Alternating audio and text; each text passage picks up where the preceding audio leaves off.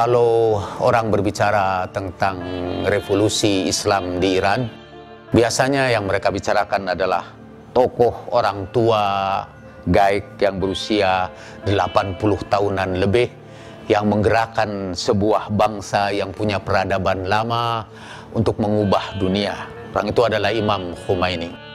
Tapi sebetulnya di balik revolusi Imam Khomeini ada salah seorang tokoh ideologi yang masih muda, yang memperoleh ijazah pertamanya, ijazah doktor pertamanya di dalam sosiologi, dan ijazah doktor keduanya di dalam filsafat.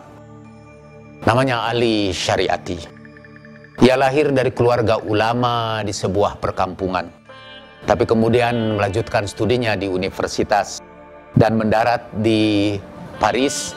Kemudian ia menjadi salah seorang tokoh sosiologi dan sekaligus tokoh filsafat.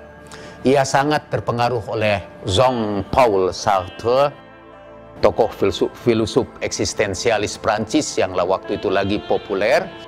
Dan ketika ia pulang ke negerinya, ia melihat sejarah dengan pandangan yang sangat diwarnai oleh eksistensialisme Sartre dan oleh filosof sejarah, terutama saya kira Karl Marx. Menurut dia, ada dua macam nabi yang diutus Tuhan ke dunia ini. Satu dia sebut nabi-nabi Ibrahimiyah. Jadi nabi-nabi yang berasal atau keturunan dari Ibrahim, Musa, misalnya kemudian Isa, kemudian Muhammad sallallahu alaihi wa alaihim assalam. Ini nabi-nabi Ibrahimiyah. Dan satu lagi adalah nabi-nabi non-Ibrahimiyah, yaitu seperti Buddha di timur, dan biasanya nabi-nabi itu berasal dari timur. Ia bandingkan antara Buddha misalnya dengan Musa sebagai perbandingan antara dua macam nabi. Apa tanda nabi-nabi Ibrahimiyah? Nabi Ibrahimiyah itu lahir dari kelompok kecil, dari rakyat biasa. Sementara nabi-nabi non-Ibrahimiyah seperti Buddha lahir di istana. Seperti kita ketahui, Siddhartha lahir dari istana, melarikan diri dari istana, kemudian kembali lagi ke istana dan menyebarkan agama.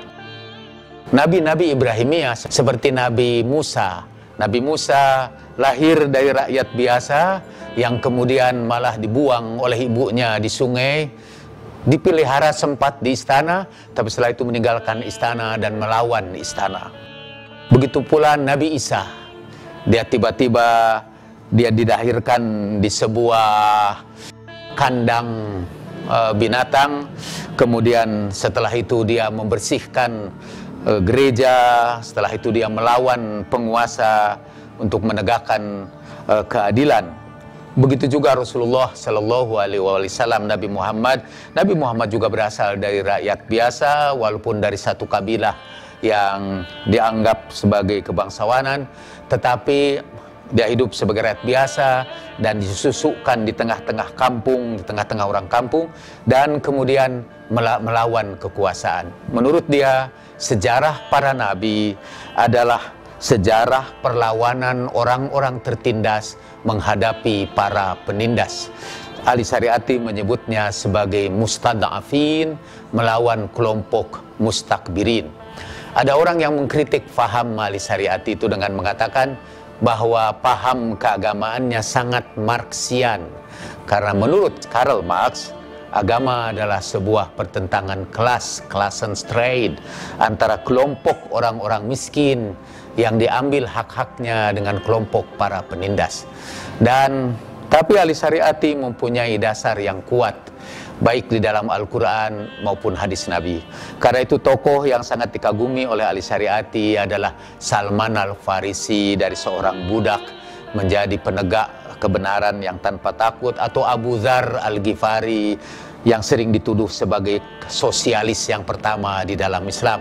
Tapi bagi dia perjuangan Islam adalah melaksanakan sebuah ayat Al-Quran, kami akan wariskan bumi ini kepada orang-orang yang tertindas di muka bumi. Kami jadikan orang-orang tertindas itu sebagai pewaris bumi ini. wa naj'alahumul a'immah, kami jadikan orang tertindas itu pemimpin dan pewaris bumi ini.